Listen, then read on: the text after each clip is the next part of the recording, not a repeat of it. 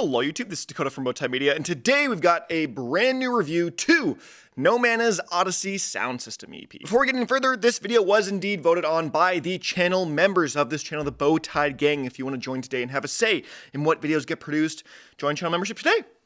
After a successful 5-year run with the Monstercat label, having released an album, a compilation, and 5 EPs, No Mana took a mini hiatus only to return with his now critically acclaimed I Contain Flashing Images album that was released on Monstercat back in 2024. And now just a year later, No Mana is continuing his latest Monstercat era with this new EP titled Odyssey Soundsystem. Up to this point in his discography, No Mana has primarily resided within this electro and progressive house sphere of things, which quite frankly is why he sort of paired up nicely with the Mousetrap label. But now, here in 2025, No Mana is exploring some brand new territory with a predominantly techno and trance-leaning project. In the same way that Porter Robinson had his own kind of virtual self era and project that accompanied that, this is practically No Mana's own virtual self, at least sonically. While this may not be an explicitly labeled new era or alias, this Odyssey Soundsystem EP is quite frankly a modern spiritual successor to Virtual Self.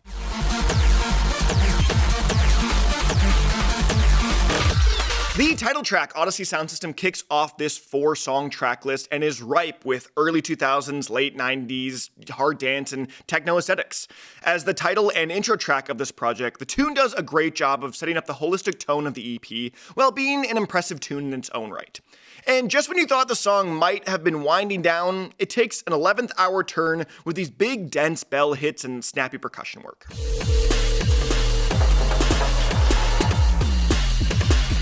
With production assistance from Nufori and vocal feature from Lava Hong, Forget About Us is the second track of the EP and my personal favorite.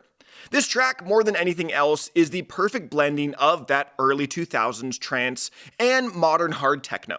Nufori's recent venture into hypertrance themselves made them a literal perfect pick for collaboration on this project and this song in particular. The percussion work is immaculate, the synths and vocals shine bright, and all of it is very complementarian to the absolutely crushing bass lines that play a bit more of a supportive role but are essential to the success of this track.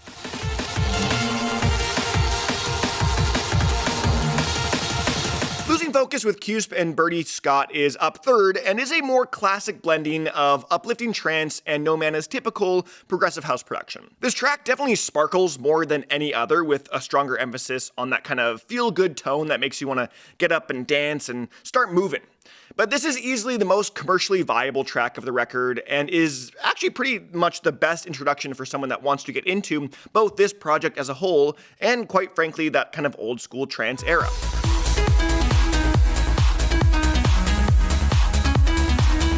Which provides a fun juxtaposition to Phase 4, which immediately follows and closes out this 4-track project. From the get-go, this track is intense, by far the hardest hitting track of the EP. This thing takes an explicitly hard techno approach with infectious kicks and a rigid beat. As much as I typically don't enjoy this kind of hardstyle, hard techno style of production, No Mana finds the magic within it to turn it into something that I quite frankly fell in love with. And on a similar final note to the first track, Phase 4 has this final 20-second switch up that sounds like the soundtrack to like the final story moments of a Cyberpunk 2077 game.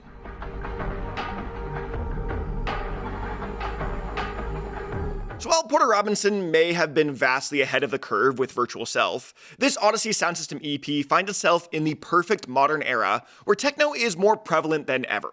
In the world of EDM today, we are getting a flurry of new techno tracks each week, and quite frankly, about 90% of them all sound the same. They're all this kind of old, boring, kind of techno commercial slop that sounds like a majority of every other track released that week.